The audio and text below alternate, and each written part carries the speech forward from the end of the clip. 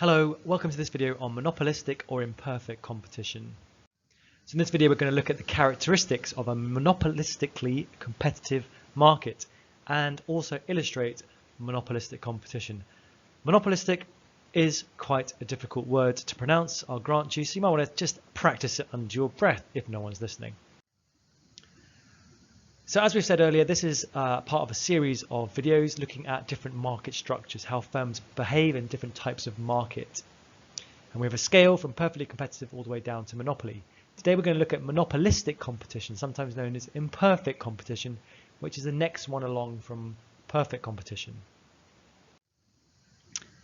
So a little bit of background on imperfect competition or monopolistic competition. It's sometimes interchangeable, those two words. And this is quite a good one for a good example of describing many real-world markets.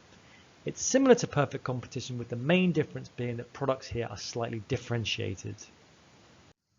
So here are characteristics of a monopolistically competitive market. Again, we have a large number of buyers and of small buyers and sellers. There are no costs to entry and exit.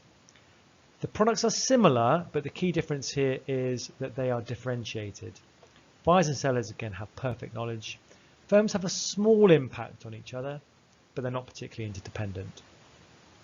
So firms have some price setting power due to the fact their products are slightly different. So I can raise my price, but because my product is slightly different, I don't lose all my customers. My demand curve is not perfectly price elastic.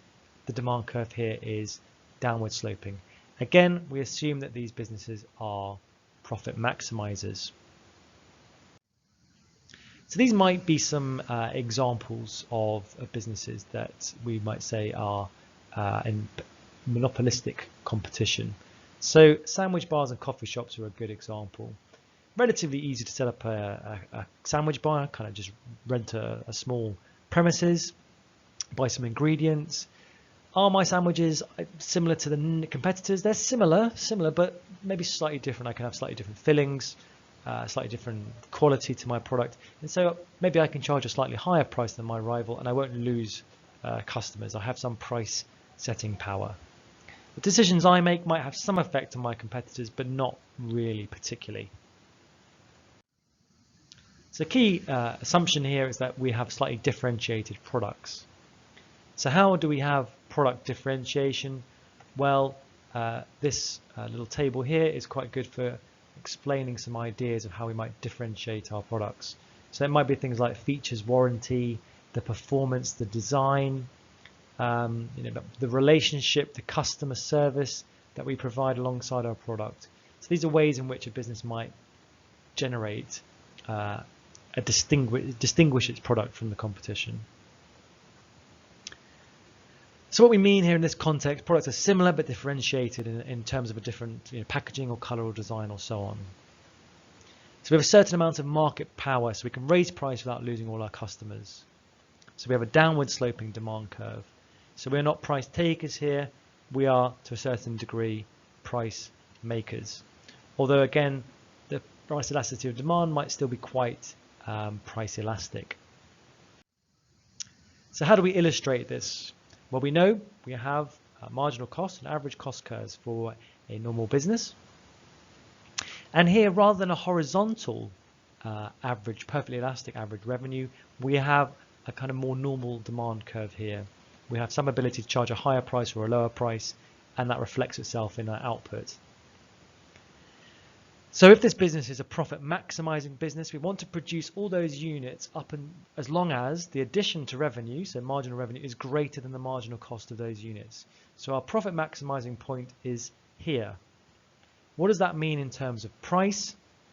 It means that the business charges a price of P1, and we find the price from the average revenue curve.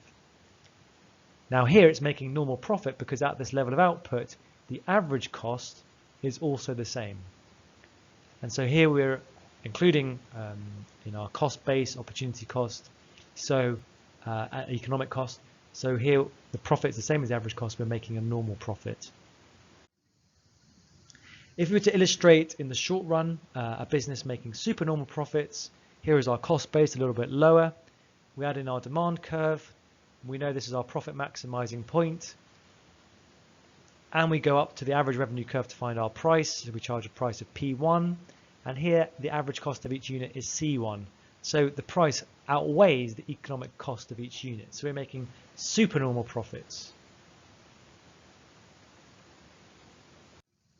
We can also, in the short run, illustrate a business making a loss. Here, got quite a high cost base. We add in our average revenue curve. This would be our profit maximizing level of output. We go up to the AR curve to find our price, but here, unfortunately, the average costs are even higher than our price. So this business would be making a loss. So those positions are all possible in the short run. We can have a supernormal profits, we can have loss-making businesses or normal profits. Now, unlike Monopoly, there are no barriers to entry.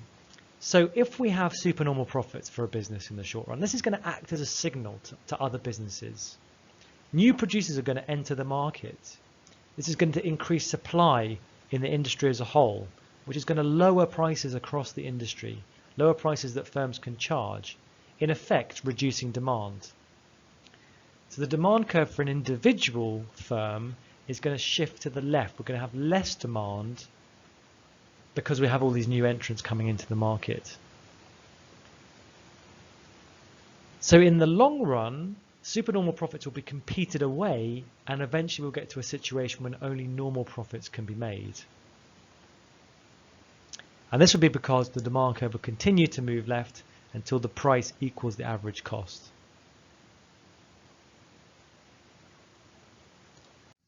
Let's have a look at an example here. So if we imagine a situation here, initially this is our demand curve.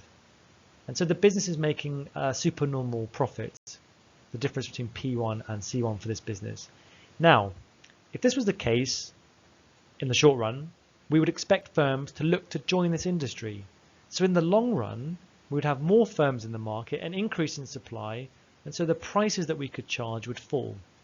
If the prices we could charge could fall, the impact will be this will move our average revenue curves and marginal revenue curves to the left. So this changes the situation for this particular business.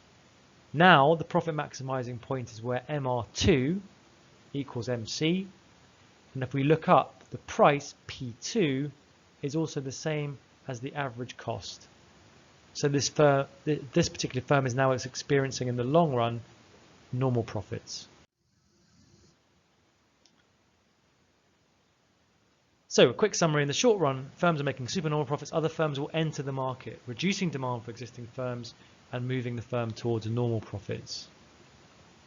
The opposite is also true. In the short run, if firms are making losses, firms will leave the market, which will be a reduction in supply, increasing the market price, and more demand for existing firms. So it would move them towards normal profits.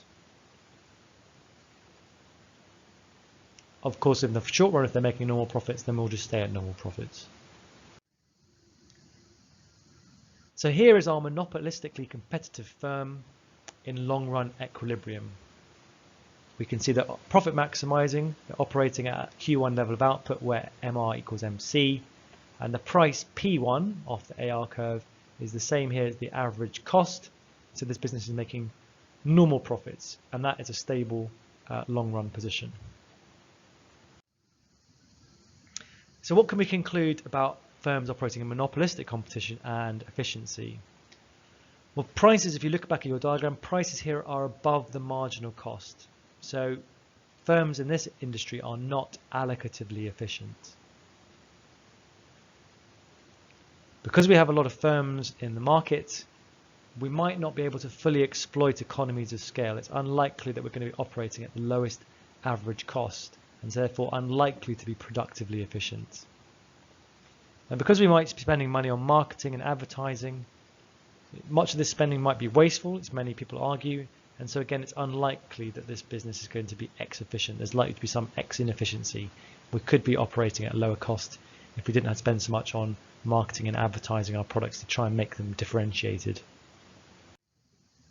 So in this video we've looked at the characteristics of the monopolistically competitive market, sometimes called an imperfectly competitive market. And we've also looked at how we illustrate monopolistic competition, a firm under monopolistic competition. We've looked at how in the short run you can make supernormal profits or losses or normal profits, but in the long term they get competed away.